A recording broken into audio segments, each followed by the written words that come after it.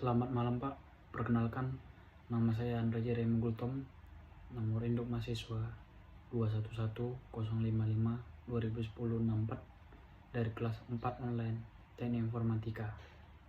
Di sini saya akan mencoba melampirkan jawaban dari soal berbaling video dari mata pelajaran jaringan komputer. Nomor 1. Jelaskanlah yang Anda ketahui tentang jaringan komputer, tujuan, manfaat dari jaringan komputer dan internet. Jaringan komputer adalah kumpulan komputer yang saling terhubung satu sama lain, baik melalui kabel, serat optik, atau melalui teknologi nirkabel. Tujuannya adalah untuk memungkinkan berbagai sumber daya seperti data, informasi, perangkat keras, dan perangkat lunak antar komputer yang terhubung dalam jaringan tersebut. Poin kedua, tujuan. Tujuan dari jaringan komputer adalah memungkinkan komunikasi dan berbagi sumber daya antara komputer-komputer yang terhubung dalam jaringan tersebut. Juga tujuan lain berbagi sumber daya. Jaringan komputer memungkinkan berbagai perangkat keras seperti printer, scanner, dan server file, dan perangkat lunak seperti aplikasi, database. Yang kedua, tujuannya untuk komunikasi. Yang ketiga, akses informasi. Yang keempat, keterhubungan. Yang kelima, keamanan dan manajemen.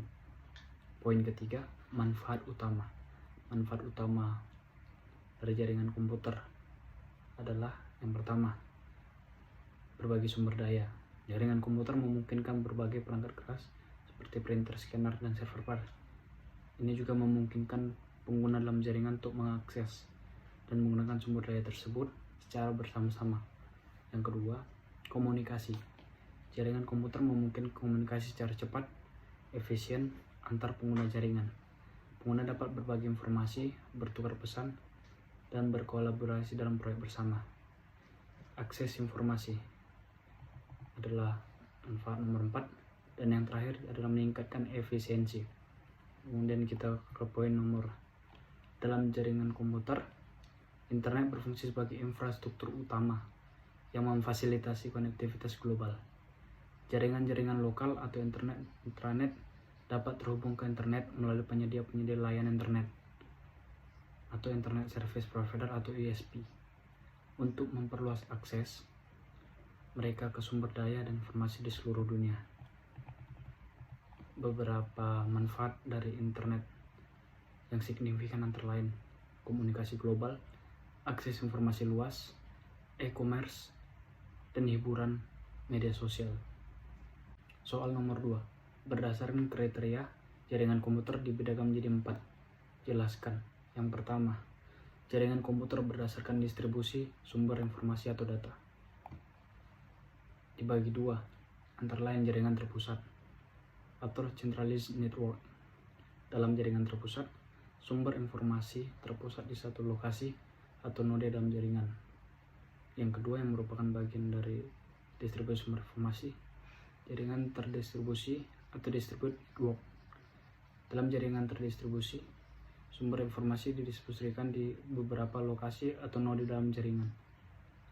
Yang kedua, jaringan komputer berdasarkan jangkauan geografis.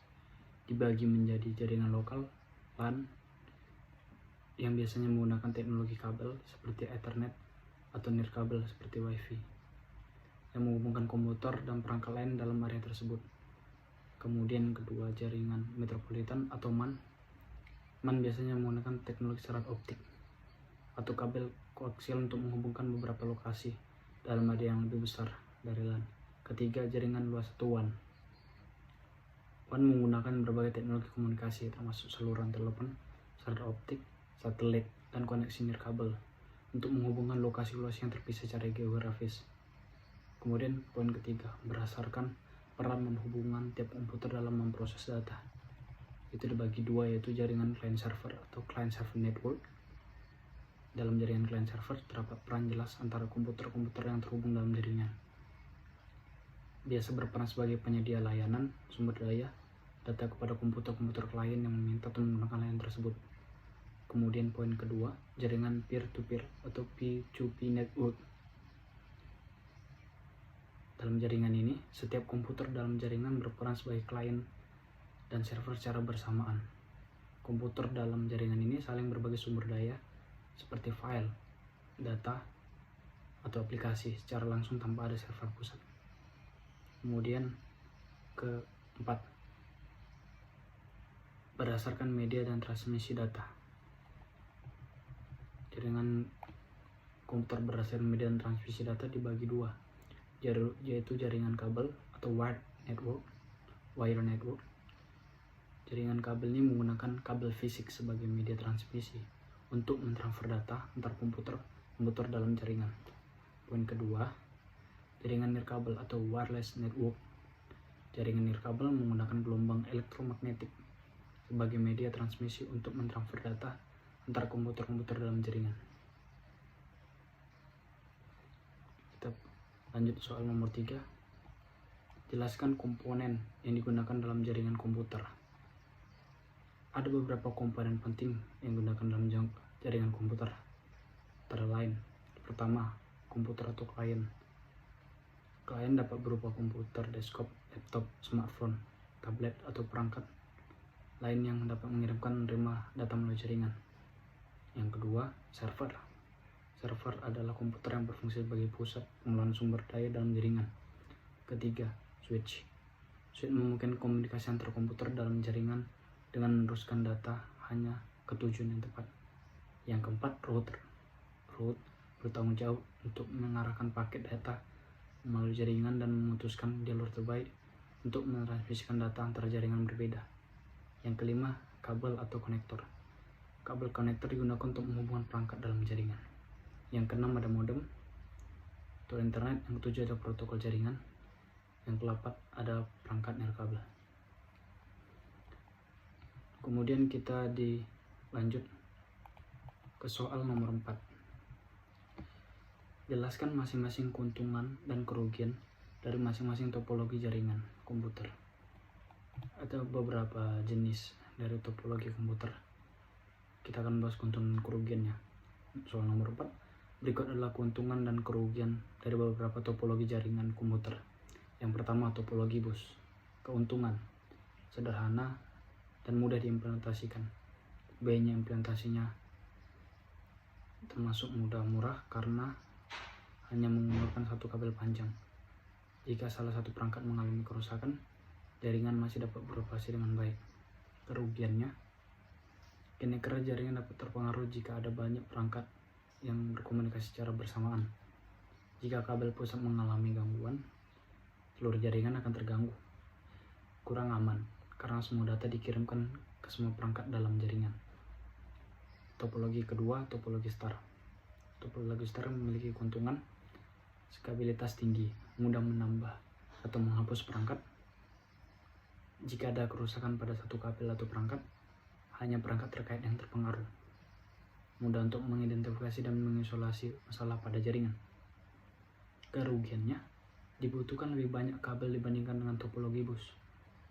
Jika switch-nya atau hub sentral mengalami kerusakan, seluruh jaringan akan terganggu.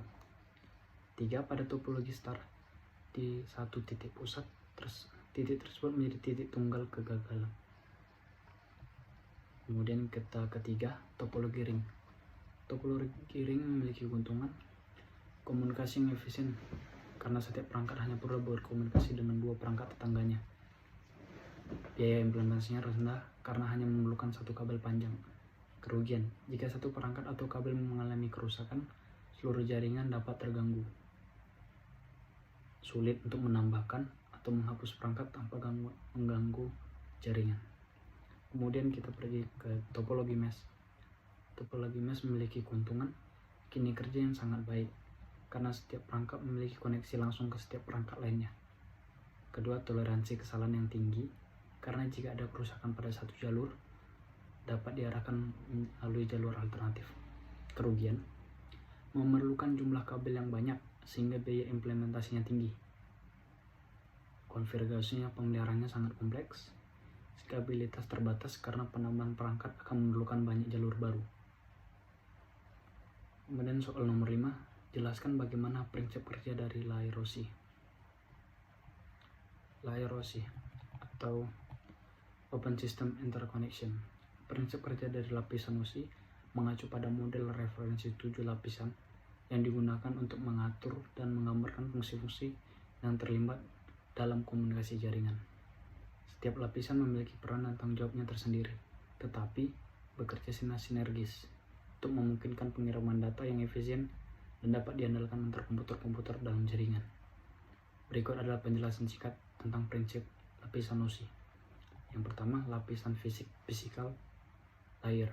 Lapisan fisik mengatur aspek-aspek fisik dari transmisi data, seperti kabel, konektor, dan sinyal listrik atau optik.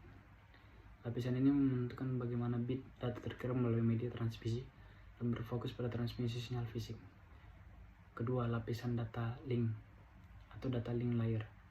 Lapisan data link bertanggung jawab untuk mengatur aliran data antar dua node yang terhubung secara langsung. Lapisan ini menyediakan deteksi dan koreksi kesalahan, mengatur akses ke media transmisi, dan mengelola aliran data yang dikirim antar perangkat-perangkat dalam jaringan. Yang ketiga, lapisan jaringan atau network layer. Lapisan jaringan bertanggung jawab untuk mengelola pengiriman data di antara jaringan yang berbeda. Lapisan ini menangani routing data, memilih jadwal terbaik untuk mentransmisikan data melalui jaringan, dan mengatasi masalah seperti pelamatan IP dan fragmentasi paket. Yang kelima, lapisan sesi atau session layer. Lapisan sesi ini memungkinkan mengendalikan komunikasi antar aplikasi di dua komputer yang terhubung. Lapisan ini bertanggung jawab untuk memulai, mengolah, dan mengakhiri sesi komunikasi, serta menangani sinkronisasi dan dialog antar aplikasi. Lapisan presentasi atau presentation layer. Lapisan presentasi mengatur format data yang ditransmisikan, sehingga aplikasi pada komputer yang berbeda dapat memahami dan memproses informasi dengan benar. Lapisan ini bertanggung jawab untuk enkripsi, kompresi, dekompresi, konversi format, dan penata letak data. Yang terakhir, lapisan aplikasi atau application layer. Lapisan aplikasi berinteraksi langsung dengan pengguna dan aplikasi dalam jaringan. Lapisan ini menyediakan layanan dan protokol yang digunakan untuk berbagai aplikasi, seperti HTTP untuk web, FTP untuk transfer file, SMTP untuk email. Sekian jawaban saya dari soal UTS jaringan komputer. Lebih kurang mohon maaf. Selamat malam.